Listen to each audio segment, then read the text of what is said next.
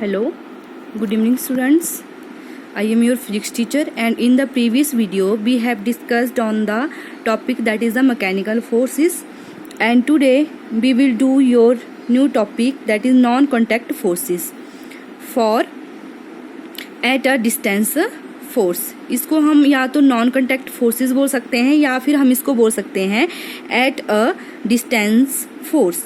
ठीक है. So some force do not involve physical contact with two object on which they act.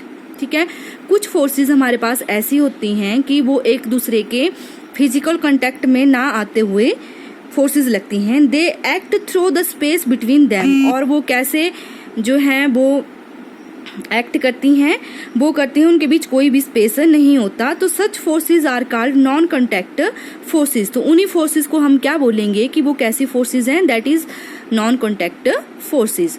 So non contact forces are the forces, इसको underline कर लीजिए यहाँ से. So non contact forces are forces which can act even when objects are not in physical contact with each other and bring about changes. ठीक है.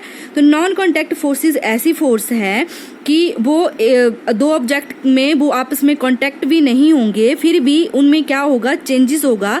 तो उस forces को हम क्या बोलेंगे, that is non contact forces. तो some important non contact forces are, यहाँ पे कुछ एग्जांपल दे रखे, सॉरी टाइप्स दे रखी हैं नॉन कॉन्टैक्ट फोर्सेस की. तो आइए डिस्कस कर लेते हैं कौन कौन सी है.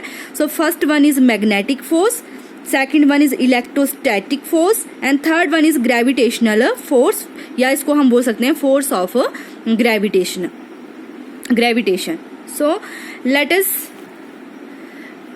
Us discuss the above non contact forces in detail. तो आइए अब हम इनको डिटेल में देख लेते हैं. तो फर्स्ट वन आया आपके पास मैग्नेटिक फोर्स.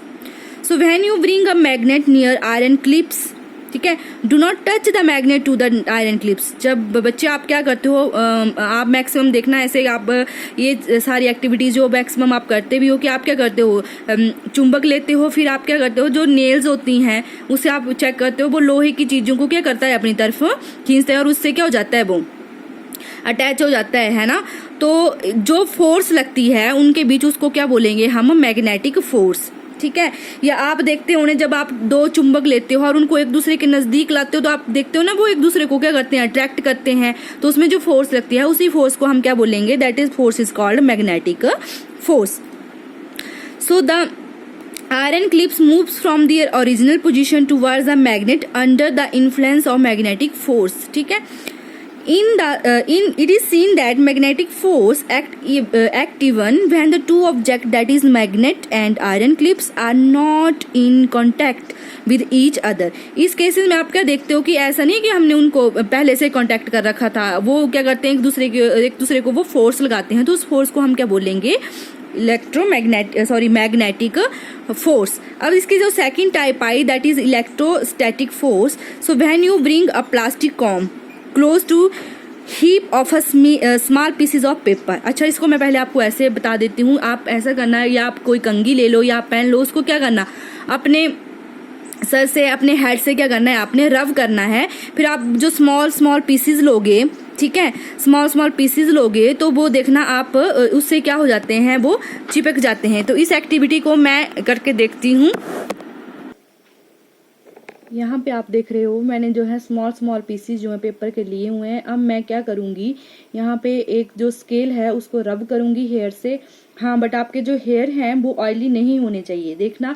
तो ये कैसे जो है पेपर जो है वो अपने आप इनकी क्या हो जाएगी, मूवमेंट हो जाएगी. सो लेट अस सी.